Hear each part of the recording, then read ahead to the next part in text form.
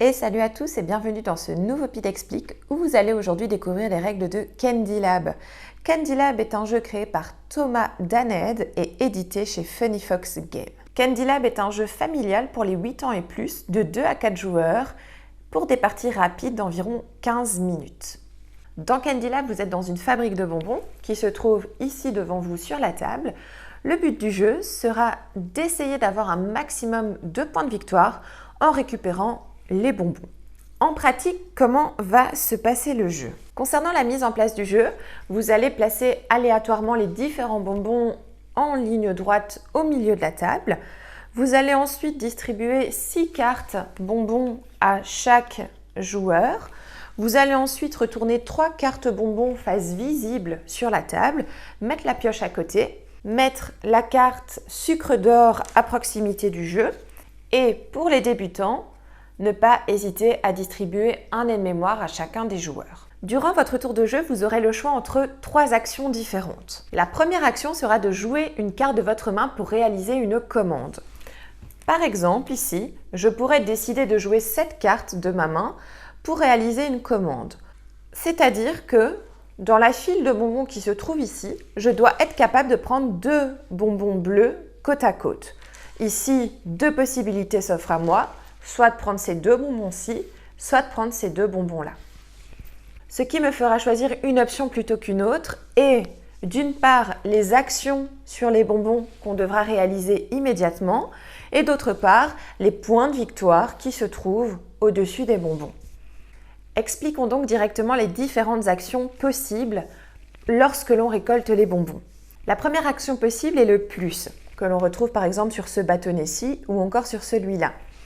Lorsque vous récoltez un bâtonnet avec un plus, vous aurez le choix entre ajouter une de ces 3 cartes-ci dans votre main ou alors de prendre la première carte de la pioche, face cachée, et de l'ajouter dans votre main.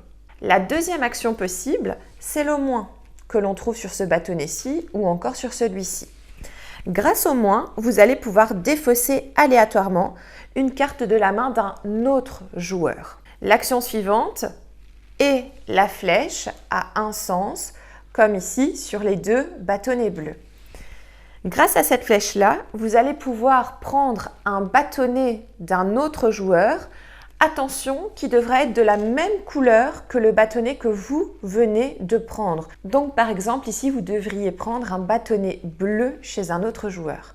Ce bâtonnet, vous venez le remettre dans la file, soit à l'une des 2 extrémités de celle-ci.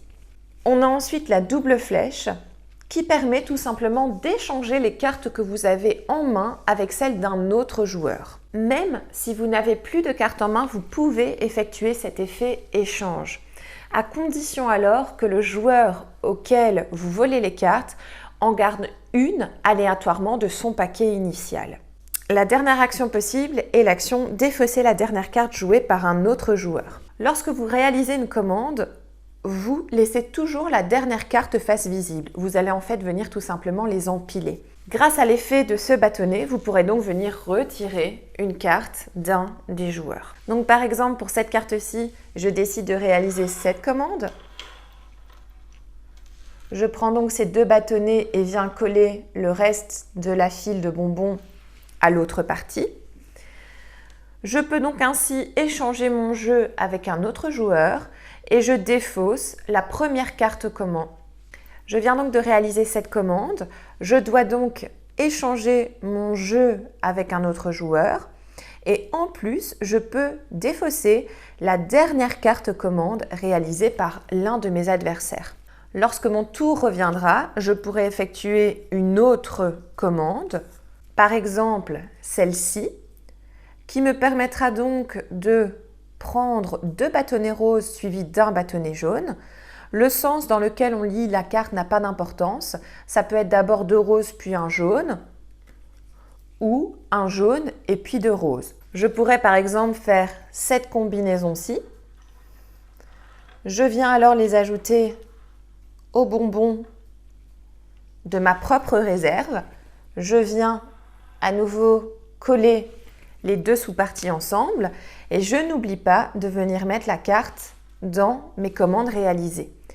Je n'oublie pas également de réaliser les 3 actions sur mes bâtonnets. La première action ici me permet donc de prendre une carte, qu'elle soit ici dans les 3 faces visibles ou une ici dans la pile. Mettons que je choisis celle-ci. Dès que je choisis une carte des 3 faces visibles, j'en retourne immédiatement une nouvelle. L'intérêt d'avoir choisi cette carte est que on y voit un bâtonnet multicolore. Ce bâtonnet-là pourra être remplacé par la couleur de mon choix. Je dois ensuite échanger mon jeu avec un autre joueur et ensuite, dans la réserve d'un autre joueur, je pourrais remettre un bâtonnet jaune en jeu et venir le mettre à l'une des 2 extrémités. Réaliser une carte commande est donc la première action possible. Il y a encore 2 autres actions possibles. La deuxième est de remettre en jeu des bâtonnets pour pouvoir récupérer des cartes. Alors, comment ça se passe? Vous allez pouvoir remettre de 1 à 3 bâtonnets en jeu en venant à nouveau les placer aux extrémités. Vous pouvez séparer vos bâtonnets. Donc, si par exemple, je décide de remettre en jeu ces 3 bâtonnets-ci, je pourrais tout à fait décider d'en mettre 2 ici et 1 par là. Je vais ensuite récupérer autant de cartes que la somme des valeurs se trouvant sur les bâtonnets. Donc ici, j'ai remis en jeu 2 bâtonnets 2 et 1 bâtonnet 1, ce qui me permet donc de récupérer 5 cartes. Vous pourrez ensuite récupérer 5 cartes. Vous pourrez aussi bien récupérer les 5 cartes dans la pioche face visible que dans la pioche face cachée. Attention, quand on remet les bâtonnets en jeu, on ne réapplique pas les effets se trouvant sur ceux-ci. La troisième action possible ne l'est que si vous ne savez pas jouer une carte de votre main et que vous ne savez pas non plus remettre des bâtonnets en jeu. Alors dans ce cas, vous devrez piocher une et une seule carte que vous ne pourrez pas jouer avant le prochain tour. La partie prend fin dans 2 cas de figure. Dans le premier cas de figure, c'est lorsqu'un joueur a réussi à prendre le dernier bâtonnet dans la file qui se trouve ici. Dans ce cas-là, il prend en plus la carte Joker Sucre d'or qui lui rapportera 3 points de victoire en plus. La deuxième façon de mettre fin à la partie, c'est lorsqu'un joueur pioche la dernière carte de cette pile face cachée. Dans ce cas, aucun joueur ne pourra s'emparer de la carte Sucre d'or. En fin de partie, pour compter nos points, on viendra additionner les différentes valeurs se trouvant sur les bâtonnets et les valeurs se trouvant ici sur les cartes. Le joueur ayant emmagasiné le plus de points de victoire remporte la partie.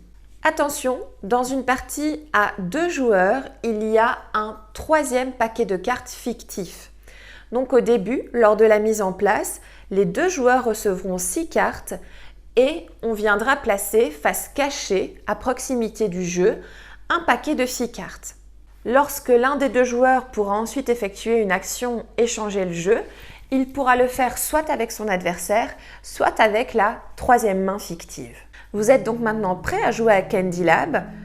J'espère que ces règles du jeu vous auront donné envie d'y jouer. Si c'est le cas, n'hésitez pas à aller voir dans la barre d'infos pour vous procurer le jeu. N'hésitez pas non plus à vous abonner si la vidéo vous a plu. Et je vous dis à très bientôt dans un nouveau Pete Explique. Salut à tous!